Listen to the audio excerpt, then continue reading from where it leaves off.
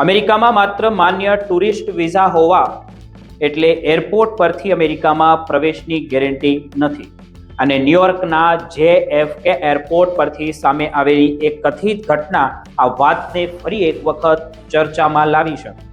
અહેવાલ મુજબ ગુજરાતથી અમેરિકા પહોંચેલા એક ભારતીય પરિવાર પતિ, પત્ની અને તેમના નાના બાળક પાસે માન્ય B1, B2 ટુરિસ્ટ વિઝા હોવા છતાં તેમને એરપોર્ટ પર લાંબી પૂછપરછનો સામનો કરવો પડ્યો અને અંતે તેમને ભારત પરત મોકલી દેવામાં આવ્યો. પણ શા માટે?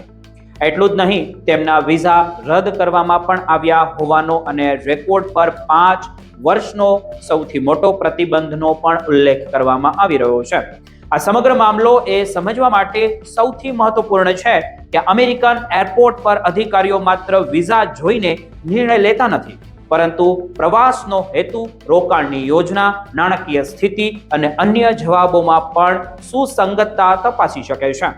અહેવાલ મુજબ JFK એરપોર્ટ પર શરૂઆતની પૂછપરછ દરમિયાન અધિકારીઓએ પરિવારને અમેરિકામાં કેટલા દિવસ રહેવાનો છે અને ક્યાં ક્યાં જવાના છે એ અંગે પ્રશ્નો પૂછ્યા હતા, પરંતુ પતિ અને પત્નીના જવાબમાં તફાવત જોવા મળ્યો હોવાના કારણે અધિકારીઓને શંકા ઊભી થઈ હતી.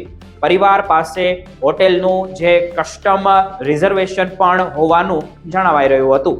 ત્યારબાદ અધિકારીઓએ તેમને સેકન્ડરી ઇન્સ્પેક્શન માટે મોકલ્યા અને તેમના સામાનની વધુ વિગતવાર તપાસ પણ કરવામાં આવી. અહીંથી મામલો વધુ એકદમ ગંભીર બની ગયો હોવાનું પણ કહેવાય રહ્યું છે. પરિવાર માત્ર 10 દિવસની ટૂંકી રજા માટે આવ્યો હોવાનો દાવો કરતો હતો, પરંતુ તેમના સામાનમાંથી કપડાં ઉપરાંત ભારે ભારતીય રસોડાના વાસણો, પ્રેશર કુકર અને સ્ટીલની કટલેરીનો સેટ જેવી ઘર વખરી વસ્તુઓ પણ મળી આવી હોવાના અહેવાલોમાં જણાવવામાં આવી રહ્યું છે. પરિવાર તરફથી આ વસ્તુઓ ન્યૂ જર્સીમાં રહેતા સગા માટે ગિફ્ટ તરીકે લાવવામાં આવી હોવાનું કહેવામાં આવી રહ્યું હતું, પરંતુ અધિકારીઓને તે સગાનું ચોક્કસ વેરીફાઈડ સરનામું અથવા સંપર્ક વિગતો સ્પષ્ટ રીતે આપી શકાય ન હોવાનું જણાવાઈ રહ્યું છે.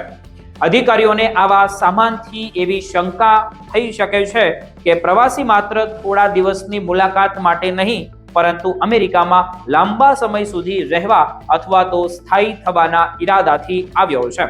જો કે અહીં એક મહત્વની વાત સમજવી ખૂબ જરૂરી છે કે માત્ર વાસણો કે ઘર વકરીનો સામાન હોવો પોતે જ અમેરિકાના કાયદાનું ઉલ્લંઘન નથી, પરંતુ જ્યારે આવા સામાન સાથે પ્રવેશના હેતુ અંગે વિરોધાભાસી જવાબો અથવા તો અન્ય શંકાસ્પદ બાબતો જોડાય ત્યારે અધિકારીઓ વધુ તપાસ પણ કરી શકે છે. મિત્રો, આ તપાસ દરમિયાન પરિવારના ફોન અને ડિજિટલ સંચારની પણ તપાસ કરવામાં આવી હોવાનો અહેવાલ સામે આવ્યો છે. વોટ્સએપ ચેટમાં અમેરિકામાં સ્થાનિક સંપર્કો સાથે કલાકોના દરેક કામ, કેશ જોબ અને બેબી સિટિંગ અને સ્થાનિક સ્ટોરમાં કામ કરવાની ચર્ચા મળી હોવાનો દાવો પણ કરવામાં આવી રહ્યો છે. જો અધિકારીઓને એવું લાગે કે કોઈ વ્યક્તિ B1, B2 વિઝા પર અમેરિકામાં કામ કરવાના ઈરાદા સાથે આવે છે, તો તે ગંભીર ઇમિગ્રેશન સમસ્યા ઊભી કરી શકે છે. ખાસ કરીને ટુરિસ્ટ તરીકે પ્રવેશી અમેરિકામાં અનઅધિકૃત રોજગાર કરવો વિઝાની શરતો સાથે સુસંગત નથી. આ ઘટનામાં આખરે પરિવારને અમેરિકામાં પ્રવેશ આપવાને બદલે ભારત પરત મોકલવામાં આવ્યો હોવાનું અને વિઝા રદ કરવામાં આવ્યા હોવાનો અહેવાલ સામે આવ્યો છે. 5 વર્ષના પ્રતિબંધની વાત પણ સામે આવી રહી છે, પરંતુ આવા કેસમાં ચોક્કસ કાનૂની કારણ અને લાગુ પડતી કલમની સત્તાવાર માહિતી વિના અંતિમ નિષ્કર્ષ કાઢવો યોગ્ય નથી.